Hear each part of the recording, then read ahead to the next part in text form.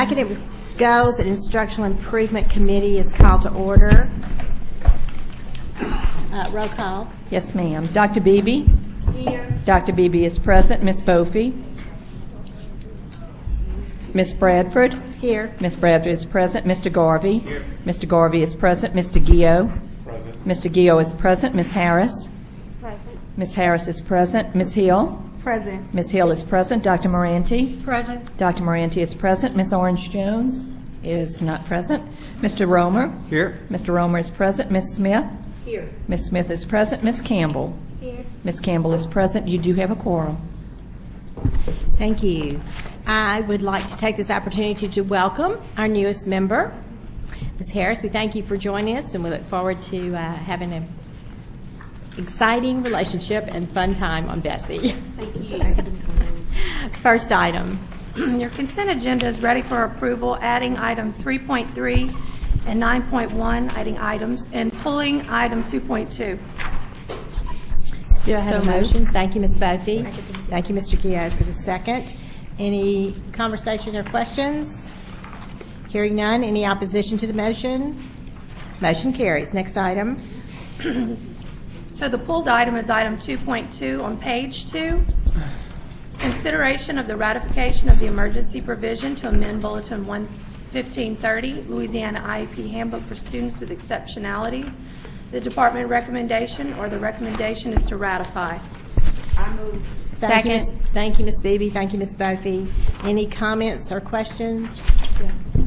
Superintendent White, can you expound on some of the changes that will take place in regards to the Law 1 students versus what we have in place now? Yes, it's really just a definition in terms of which kids can qualify to be in the Law 1 category. And historically, there's been a standard of students' cognitive performance being 3 standard deviations from the mean. We're reducing that to what is approximately 2.3, which is more in line with national norms. Okay, and so we're no longer doing the Law 2, correct? Law 2, under federal guidelines, Law 2 is going away as an accountability criteria. There will still be promotion policies in place so that students who are Law 2 don't get caught in the kind of trap of promotion policies. But really, Act 833, which was passed through the legislature last session, covers those kids by allowing the IEP team to provide alternate promotion and graduation criteria. Okay, because one of the things that I just don't want to see in districts is forcing some of the students that were Law 2 in becoming Law 1 because of the change in, the accountability piece. So that's a concern of mine. Yeah, I think that's valid. Ultimately, it's a dialogue with parents that has to happen about what's right for the child. Any other comments? We have one public comment card. Ms. Barrios. Thank you, Ms. Barrios. Next item. Oh, I'm sorry. Any opposition to the motion? Motion carries. Next item. Next item is item 3.1 on page 6. Consideration of a request from a local education agency for a waiver of policy contained in Bulletin 741, Louisiana Handbook for School Administrators, submitted by the State Superintendent of Education. The recommendation is to approve. Do you have a motion to approve? So moved. Thank you, Ms. Bofi. Do I have a second? Second. Thank you, Mr. Gio. Next, any comments or questions? Ms. Bradford, I do want to say that I received an interesting article that focused on the importance of keeping class size low, a reduced number. And while I'm going to support this request, and I'm supporting it on the basis that the teachers are willing and they've agreed to accept the challenge, but it's just, when we deviate from the established numbers, class size, that I have concern, because again, we know the benefits of keeping the class size at a. Thank you, Dr. Beebe. And if you'll remember, at the last meeting, I did ask for a report on that, and we're going to get an update on the status later today, and I think we'll be getting the report in the next month or so. But thank you. I agree. Those are important things to look at. Any opposite? Oh, we have one public comment. Lee Barrios. And is there any opposition to this motion? Hearing none, motion carries. Next item is 3.2 on page 8, consideration of a request from an LEA for a waiver of policy contained in Bulletin 111, Louisiana School District and State Accountability System, submitted by the State Superintendent of Education. We have a new recommendation to delete. Do I have a motion? Thank you, Mr. Gao. Do I have a second? Thank you, Ms. Smith. Superintendent, would you like to address this issue? Members, I'm going to, this issue affects the Andrew Wilson Charter School in Orleans Parish, and it will also affect later decisions that you will be making regarding the authorizing of this school. So what I'm going to do is to read a statement. This is a joint statement from the Board of Andrew Wilson Charter School and the Recovery School District and myself, along with Councilmember LaToya Cantrell and State Representative Neil Abramson. I'm going to read the statement to you in brief because I know there are members of the media here, and I want to make sure that I'm capturing exactly what the board at Abramson and the state and the RSD committed to. And then I'm happy to take your questions. I will also happy to walk this issue through. But essentially, you're being asked to delete this because we've come to an agreement on this issue. The statement reads as follows. Today, the Louisiana Department of Education, the Recovery School District, and the Broadmoor Charter School Board reached an agreement on a community-based plan to ensure academic improvement and community support for Andrew Wilson Charter School in Broadmoor. The plan will guarantee community-based supports for students while creating a high-quality school in the Broadmoor community. Under the plan, the RSD and the Broadmoor Charter School Board will partner on the release of an addendum, and this is the critical part.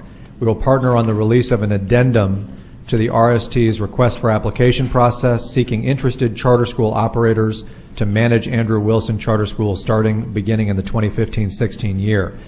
The RFA addendum will reflect important community-based priorities, including providing broad-based support for school improvement efforts and an enhanced connection to the Broadmoor education corridor. And then it goes on to walk through a number of stipulations that will be included in this addendum that we have agreed to.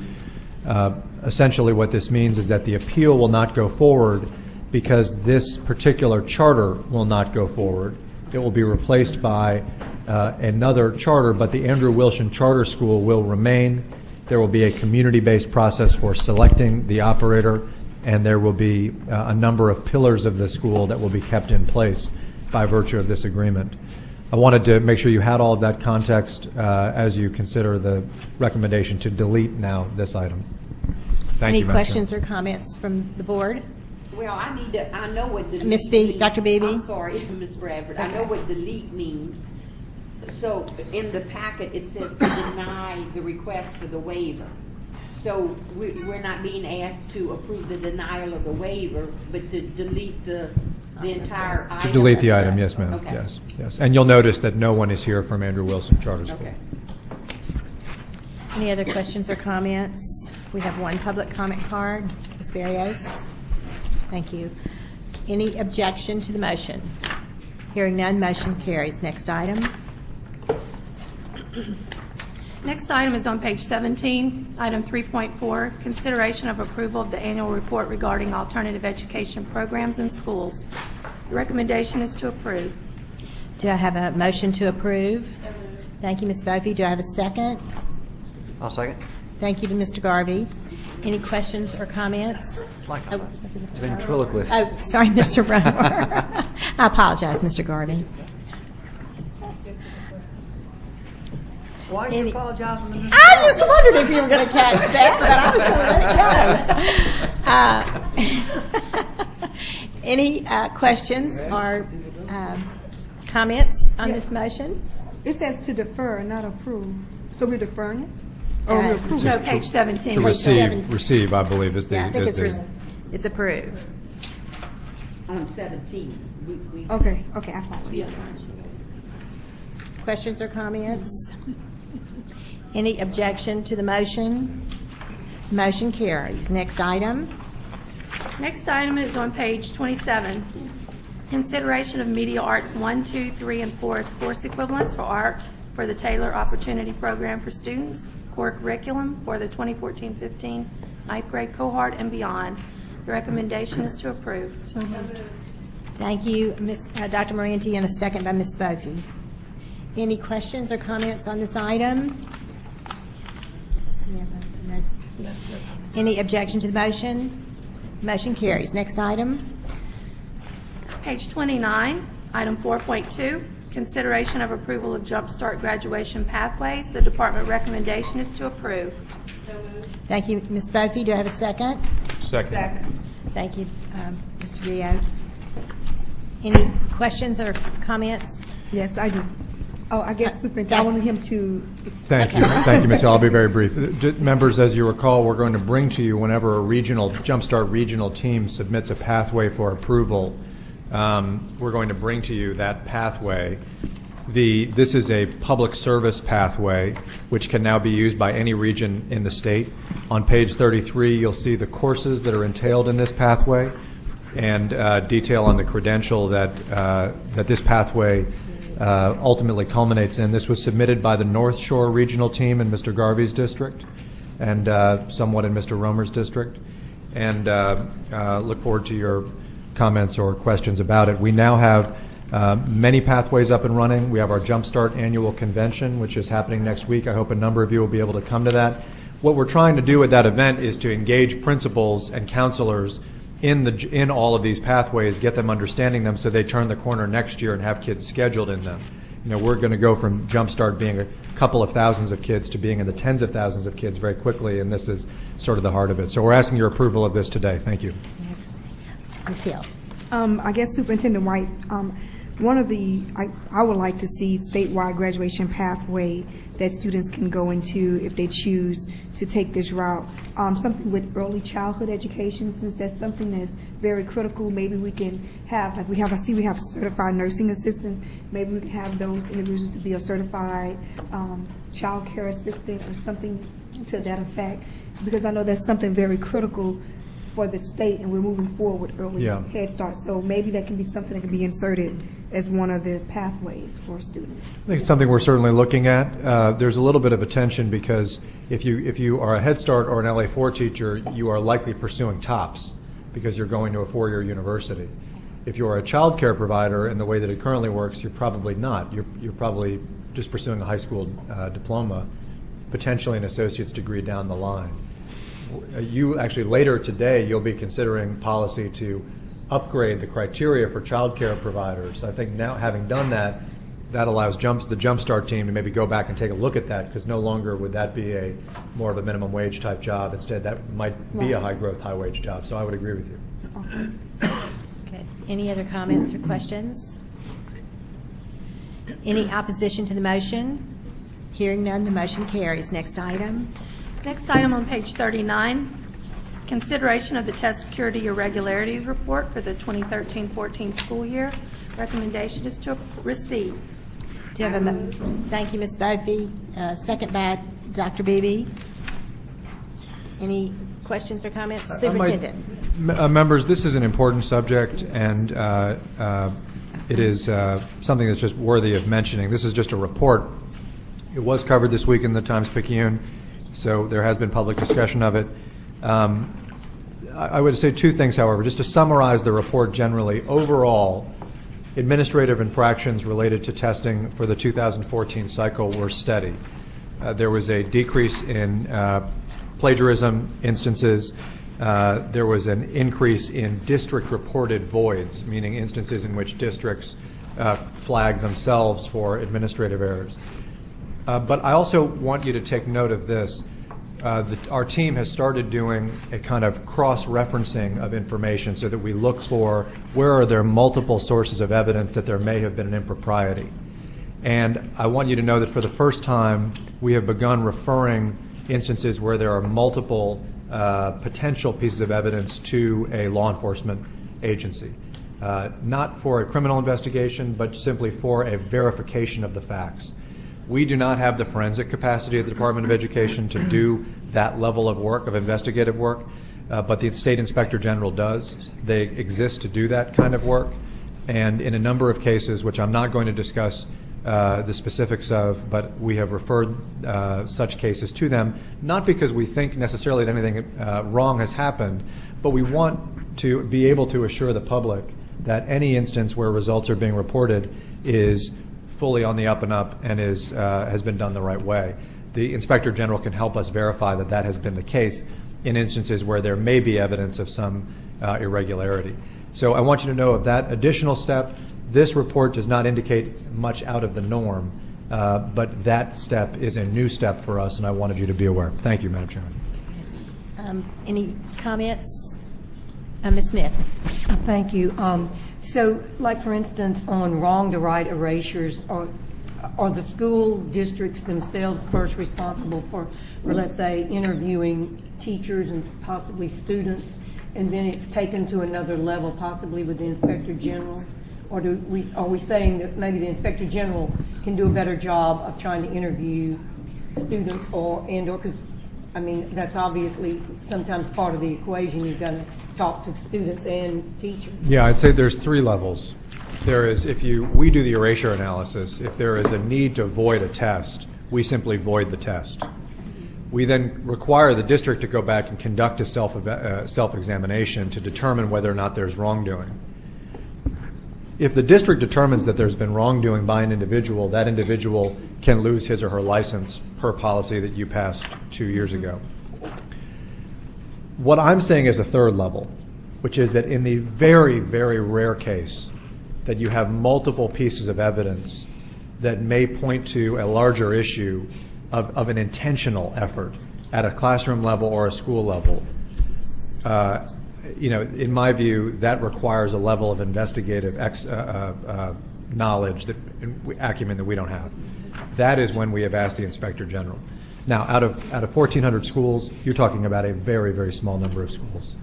But you may have a situation where a school made dramatic gains in one classroom. It's not supported by gains they've made in another classroom, and they have an administrative error that would, from that classroom. There may be something there, and we want the investigative agency to determine whether or not that is in fact the case. Okay, thanks. Any other comments from the board? Yes, Dr. Moranti. I think the reduction in these irregularities aren't just happenstance. I really think we need to applaud our superintendents and our principals for the tight rein that they have really held to these tests, and to just acknowledge their efforts in this report.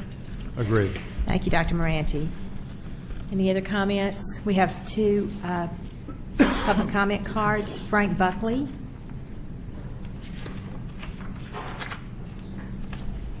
Please state your name and organization, if you have one. My name is Frank Buckley. I'm with a group called C6. Thank you. Frank Buckley, C6.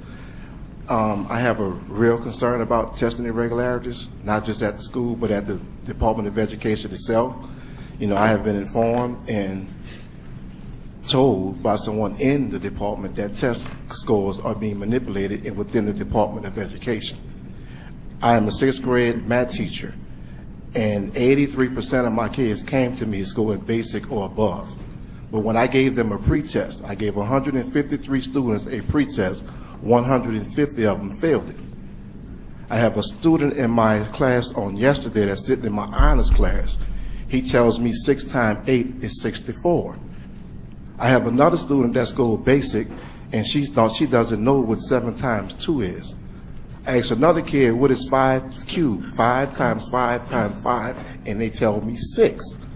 So I don't know why we applauding less test irregularities when they exist. Somebody is cheating somewhere.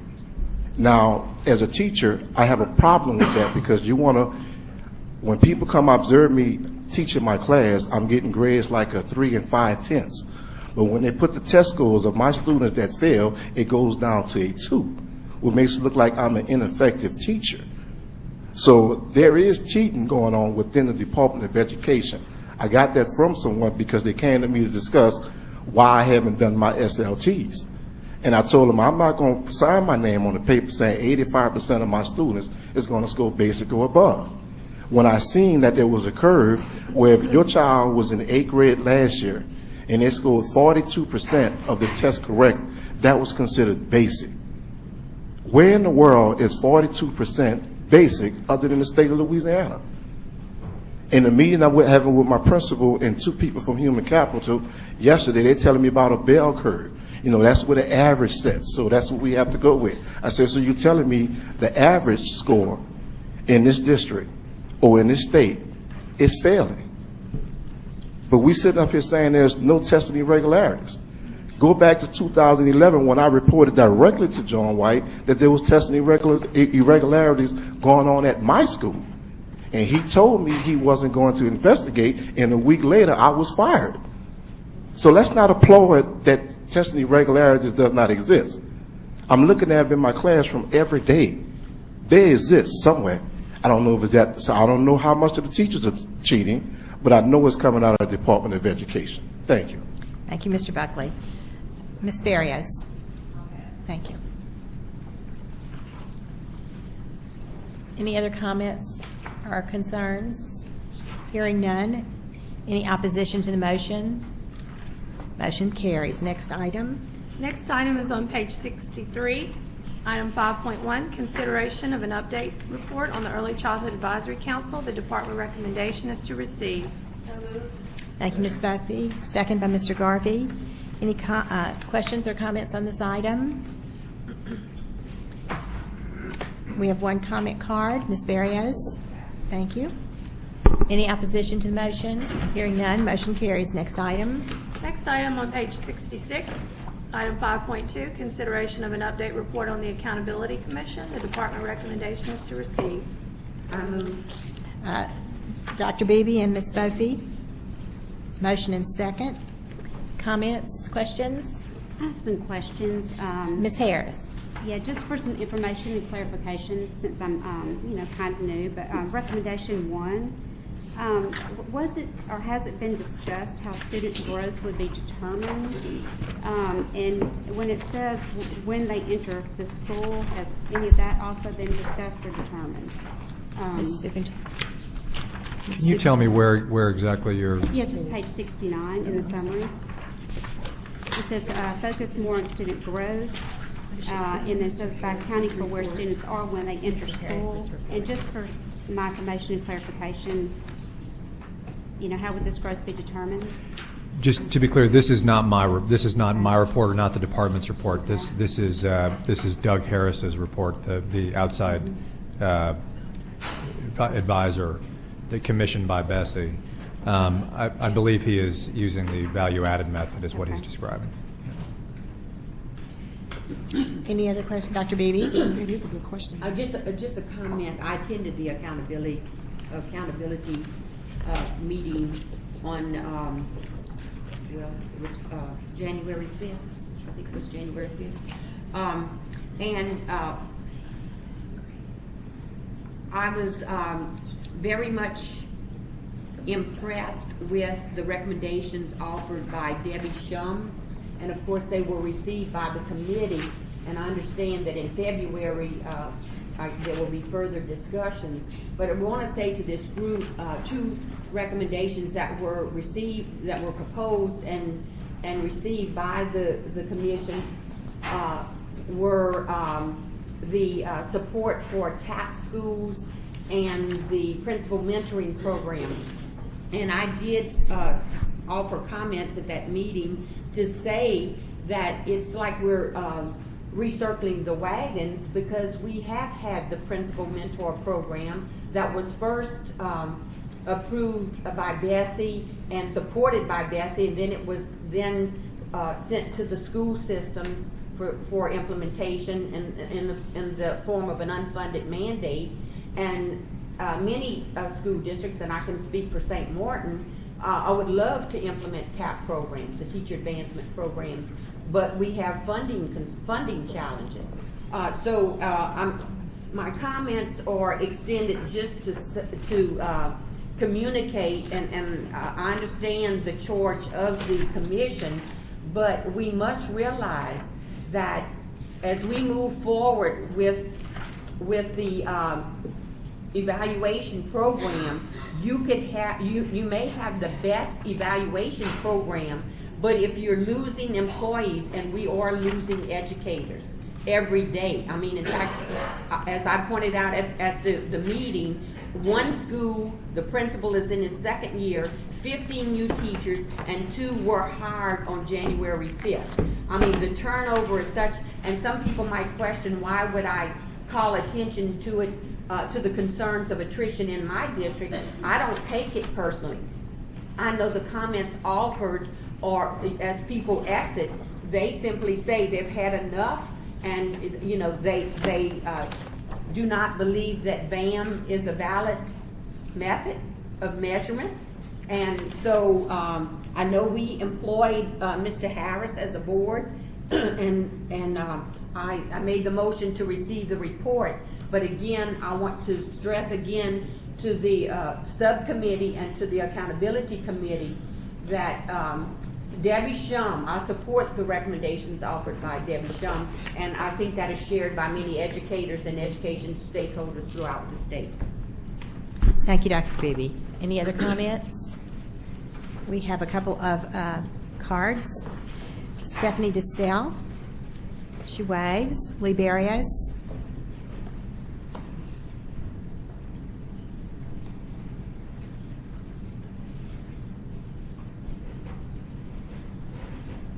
Lee Barrios, retired teacher, St. Tammany. I just have to express my disappointment in the fact that the Accountability Commission, whose my understanding was that their main goal at this point for the last few months has been to sort of direct or redirect the legislation that brought value added to the COMPAS or teacher evaluation system.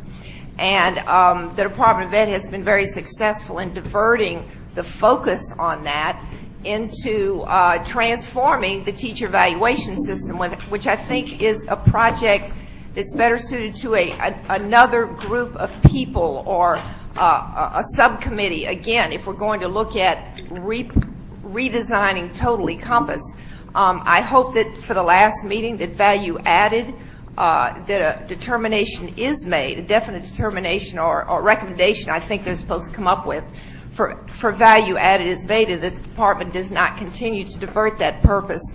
I see that Dr. Noel has been brought out of hiding to again present his very poor research and to try to continue to push value added, which every piece of research practically other than his shows that it should not be used for high stakes purposes for teacher evaluation. And I'll be glad to send each of you all of the research that says that. Thank you. Thank you, Ms. Barrios. But I do want to point out that this is a subcommittee of the legislature. And having attended that meeting, I felt it was a very positive meeting, but I appreciate your comments. Ms. Buffy.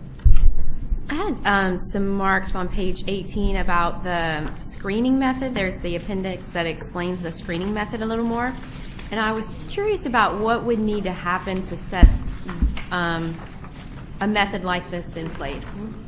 It's page 85, Mr. Superintendent. Yes. Oh, I don't know where I get 8. Oh, 18 Well, was sorry, the it's report 18 page. in his report, 85 Sorry. in the BESE. That's where I got lost too.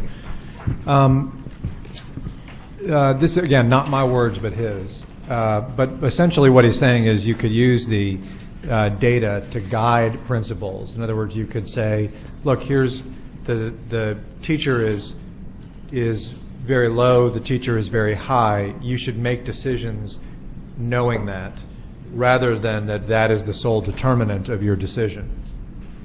That would be what he's talking about when he says the screening method. So what do we have to change to make it happen? I think on all of these things, BESE regulation can be changed. These are not statutory changes. These are all changes to the BESE regulation of Act 54, and I think that can be done. I think in light of this, the department is continuing its discussions with the Accountability Commission. I believe there's a final meeting in early February of this subcommittee, and there will be a final set of findings delivered to you, and I would expect that over the next couple of months you can determine as a board the tweaks necessary to adjust Compass in any way you see fit. Thank you. Any other questions, concerns? Any opposition to the motion? Hearing none, the motion carries. Next item. Next item is on page 87, consideration of revisions to bulletins relating to the art course requirements for the Topps University diploma. There are 2 bulletins being revised. The first is Bulletin 741, Louisiana Handbook for School Administrators. We need a motion and a second for each bulletin. Thank you, Ms. Bovee. Do I have a second? Second. Thank you, Dr. Beebe. Any questions or comments? Any opposition to the motion? Motion carries. Next item. And the second would be for non-bulletin 741, notice of intent. The department recommendation is to approve. Do I have a motion to? I move. Thank you, Dr. Beebe. Thank you, Ms. Bovee. Close, though. Any questions or comments? Any opposition to the motion? Hearing none, item carries. Next item. Next item is on page 90, item 7.1, consideration of a report regarding ACT and advanced placement participation and scores. The department recommendation is to receive. I need a motion. I move.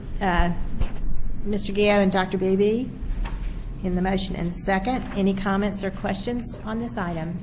Ms. Smith? Yes, I actually recommended this because just to speed things along, I think we all received an email concerning a press release that was done. I don't know if there was anyone that was answering back, but I would just like for the superintendent to just go through how the AP scores, and I believe it was reported maybe in the Advocate or NOLA, how the test scores, the scores, passing percentage of scores were determined with regard to the AP, basically the AP press release, superintendent. In other words, how many students took the test the year before last, and what percentage passed as with regards to 2014. I think that's where the discussion by the statistician, he called it the circle that wasn't closed. And I just think even if we don't answer him back, we ought to have some dialogue on that. And you also asked about ACTs? Well, I mainly was concerned with the AP because I just had an interest in how we determined that we were at such a high increase, 24.6%. in the nation, when in essence more students, the numerator and the denominator increased. So I just think what I want to make sure is that when we do press releases that go all over the country, that we're, like he said, closing the circle and telling the whole story. Okay. Well, I think I brought the whole story. Okay.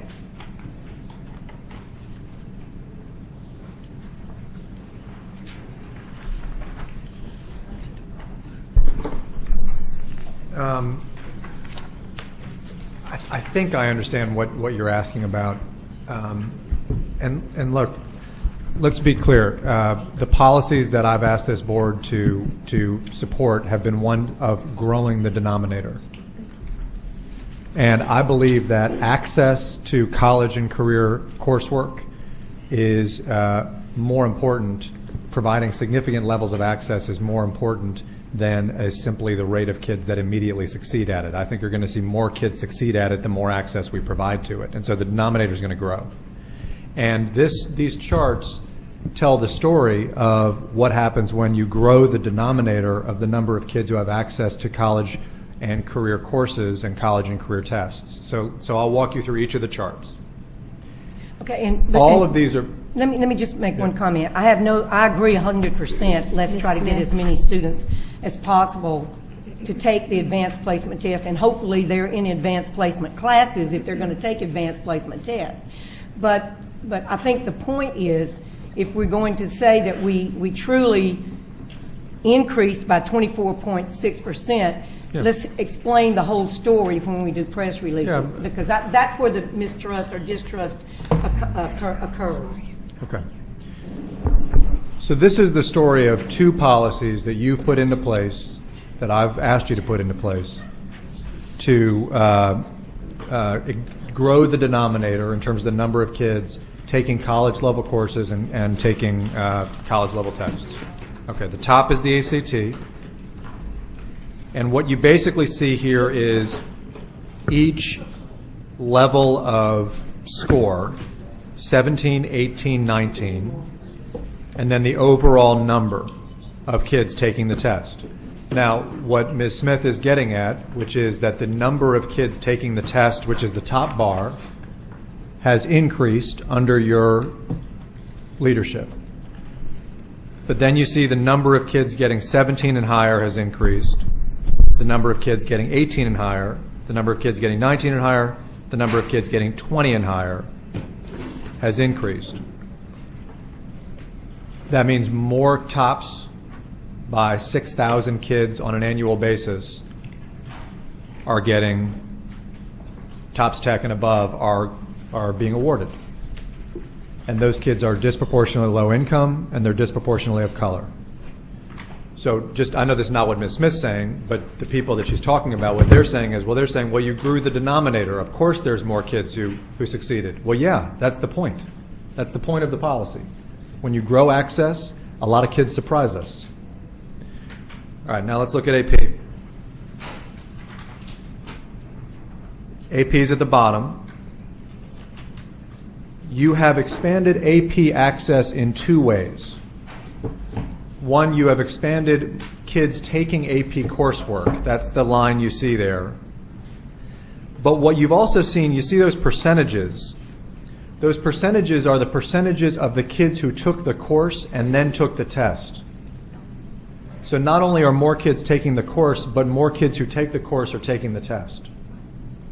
So the denominator has grown. Now flip the page. And what's been the result of that? The result of that is you've gone from 4,000 kids passing to 6,400 kids passing each year.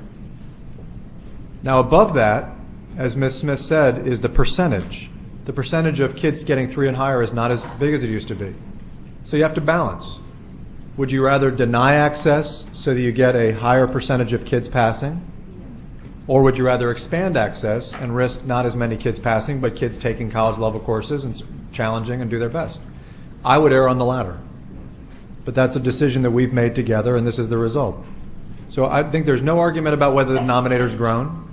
There's no argument about whether or not the percentage has gone down. I'll take the number of kids over the percentage. The number of kids benefiting over the percentage. And you hope over time, of course, and it will, that that percentage goes up. What about, Ms. Smith? I'm sorry, Madam Chairman. What about the how many students actually increased? How many more students took the test, AP test last year than the year before? Well, if 5134 is 33%, then that's like 15,000. And if 6,400 is 30%, then that's like 19,000. So probably 4,000 more kids. There were 4,000 more tests taken last year than this year. Sorry, this year than last year. So, and I can see the percentages. We actually dropped, and that was expected because more students were taking it. I think my whole point on this, and the reason I was interested in it was because I don't think we can refute anything that the biostatistician pointed out. That's sort of what he does, is look at things that are being reported and statistics that are being reported. I just think we need to be really careful when we do press releases from the department, and we need to just tell the whole story. There's nothing wrong with having thousands of more students take the test. In fact, if the state's paying for it and they're taking the test, I just think we need to tell the whole story. And you've pretty much pointed the whole story out this morning, so I thank you for doing that. I just feel like that's important that we do that. Thank you. Thank you, Ms. Smith. Any other comments? We have 2 comment cards. Ms. Barrios.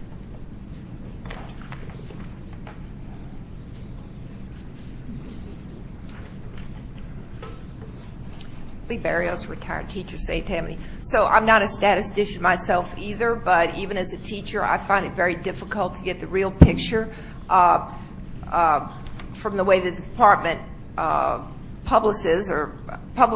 publicizes these test scores. But I'm going to read a little bit from a statistician's website who put out some commentary on this. And I can't read the whole thing, but I'm going to send the whole thing to all of you. In 2012-13, Louisiana began requiring all juniors to take the ACT. Prior to this statewide requirement, LDE did not publish ACT results for RSD. In 2013, however, RSD's first district ACT average was made public.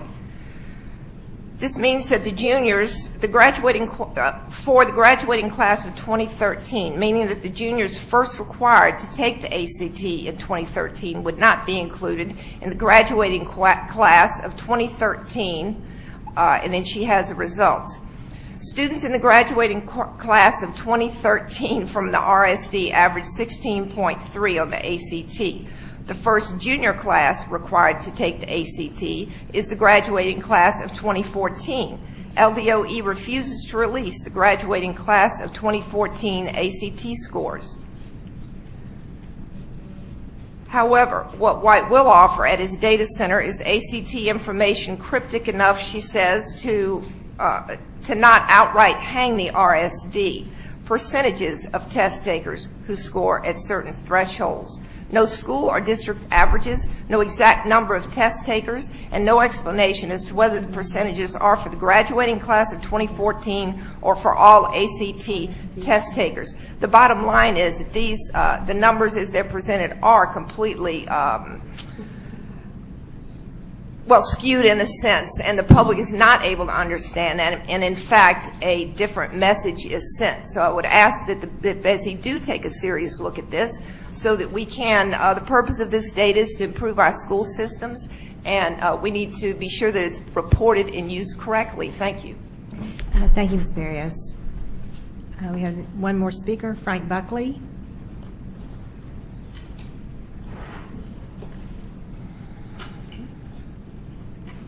Frank Buckley, C6. Again, I'm just concerned about any test scoring coming out of the Department of Education, because I'm knowing from within the Department of Education that scores are being manipulated. I'm getting it from the mouths of people that work within the Department of Education. I'm looking at kids that are graduating thinking they have top scholarships, going off to college, coming back 2 months later because their scholarships has been pulled because they did not take the class required to obtain tops. Their teachers were not qualified to teach these AP classes. So again, you know, you all are saying one thing up here in Baton Rouge. We're seeing something totally different in New Orleans. And you all are not hurting. Your kids are not hurting, but our kids are suffering. And it's time for us to be real about what's really going on in this recovery school district. They have been running the schools for 9 to 10 years. So basically everyone that's in high school, 90% of them at least, are recovery school students from K through 8. So I'm asking, you know, that like Ms. Barrett said and Ms. Smith, take a real look at your data, because what your data is saying is not what we've seen in the classroom or in our neighborhoods. Thank you. Thank you, Ms. Buckley. Any other questions or comments from the board? Any opposition to the motion? Hearing none, the motion carries. That is our last item, and so we are adjourned. Our next meeting will start at 10 a.m. At 10 o'clock. Thank you very much.